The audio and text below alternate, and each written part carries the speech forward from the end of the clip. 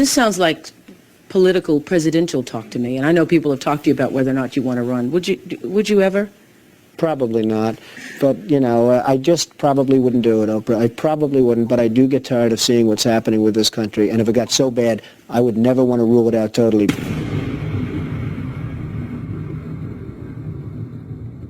Who are the white hats officially?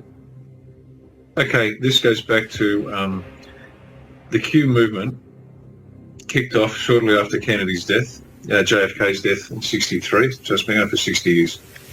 The torch has been passed to a new generation of Americans. In your hands, my fellow citizens, more than mine, will rest the final success or failure of our course. For we are opposed around the world by a monolithic and ruthless conspiracy. Now the trumpet summons us again. They call to bear the burden of a long twilight struggle, a struggle against the common enemies of man, tyranny. Today no war has been declared, and however fierce the struggle may be, it may never be declared in the traditional fashion. In the long history of the world, only a few generations have been granted the role of defending freedom in its hour of maximum danger. All this will not be finished in the first 100 days, nor will it be finished in the first 1,000 days, nor in the life of this administration, nor even perhaps in our lifetime on this planet. But let us begin. We'll light our country and all who serve it, and the glow from that fire can truly light the world. As a group of military officers, it determined that if a president could be assassinated, they're in bad shape. And so slowly they started to build up a team of senior officers who decided that something had to happen. Now at some point, they're looking at options as all military officers do when they're planning. And they don't say right and wrong. When they do a plan, they work out what's workable and what's not. Is this workable? Yes. Is this workable? Yes. Is this workable? Yes. Is this workable? So they're looking at workable options to save the United States. One of the options was a military coup d'etat. Literally, just take it over, clean up the filth, and then hand it back to the people. That was rejected, as was when we were looking at it in Australia before we even knew about white hats. We determined that coup d'etat or a violent uprising would create such a wound that it would never be healed, and that's if it succeeded.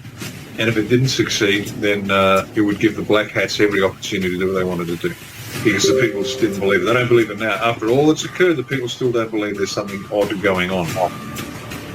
And so they decided to penetrate the institutions, the universities, the schools, the media, the unions, business, the politics, the judiciary, the constabulary, the military. That's what they did. They penetrated the lot. And so they grew and grew, and they worked undercover, and some had to go work undercover, and undercover's a dirty business because you do the dirty things with dirty people to prove your bona fides. And it's based largely on Marines and Navy, and there are somewhere between 200 and 300 flag ranking officers, which is general rank, Marines and Navy, and other services too, but it's strongly based on the Marines and the Navy.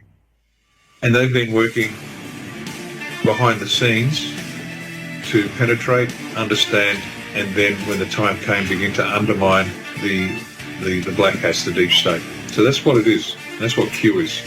We're putting together an army to take on this cultural Marxist and economic Marxist war that had been declared a long time ago. And so the American people decided to take over the idea of information, and they did it through social media. And this last counter-offensive started the year before Trump was elected. With this strategy, we are calling for a great reawakening of America. And when there's 200 or 300 generals and admirals, that doesn't mean 200 or 300 people. Each one of those people controls a a large swathe of capability, if that makes sense.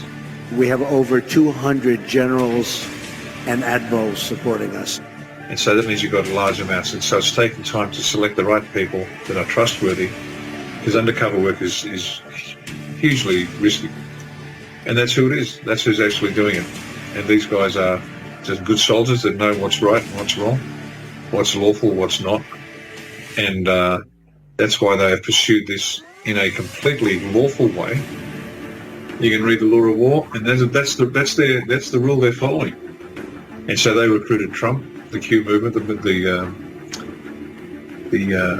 generals and admirals recruited Trump. You're going to become president, but you have to win it legitimately. We can't place you in there. You've got to win it.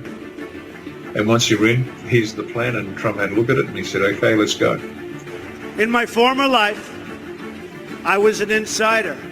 Now I'm being punished for leaving the special club.